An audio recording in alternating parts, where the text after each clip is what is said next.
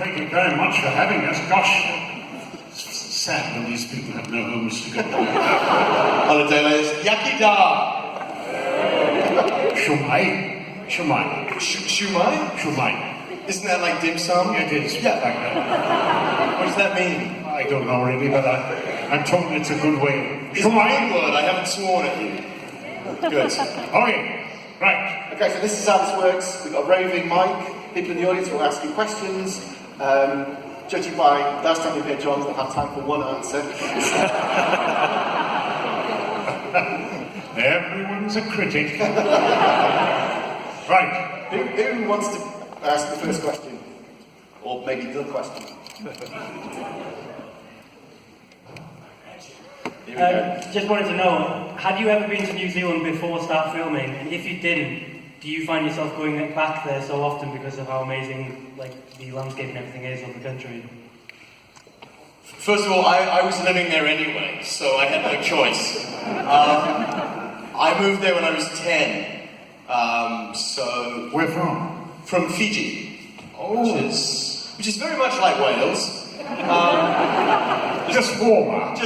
Well, today actually it's pretty gorgeous. So yeah, that was. But the strange thing was for me, I'm not sure. I think it's sort of a general thing. When you live in a country, you often don't see the obscure little beautiful parts. Especially in New Zealand, we travel far away a lot.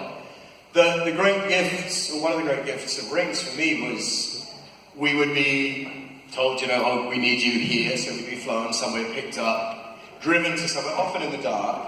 And if we were shooting, you'd drive and you'd get somewhere, you'd go into a train and get made up. And when you step out, it's still morning, the sun is rising, and we'd be on the tops of mountains or in the most beautiful woods or forests and by lakes and things. So yes, for me it was a great discovery of the country, which I'd been too lazy to discover before the show. Well, that often happens. I mean, when I was living in London many years ago, friends would say, "Oh, how often do you go to the Tower of London?" And I thought, I did that when I was 6. You often don't. You take for granted what is around you, I'm afraid. But it's a breathtaking country. By the way, I'm told, I'm not quite sure of the first statistic, that when we got there, tourism was worth about $1 billion a year to New Zealand's economy.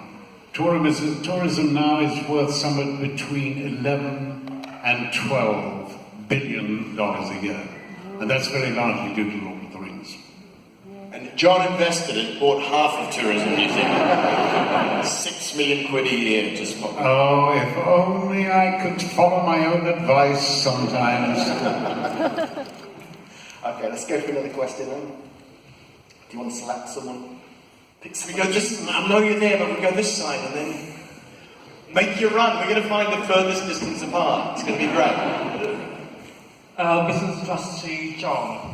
Last time you were here, you talked about the human lifespan being sort of back in caveman times and how a woman could be pregnant that would put her life at risk and so on. I'm just wondering if you're familiar with the concept of life extension and if you've got any thoughts on it. Look, I'm terribly sorry, old boy. I'm very old and deaf. You can wander, yeah? Oh, can you say that again? Last time you were here, you were speaking about human On your lifespan. left. Down on the left at the front. Ah, there! Oh, Lord, I thought you were over there. There we went. Last time you were here, you spoke about human lifespan, if you recall. I'm just wondering if you have any thoughts on the subject of life extension. Of arthritis. Life extension. Life extension. Basically, using scientific research to make people live longer. Oh, yeah. Human aids. Very much so. Very much so.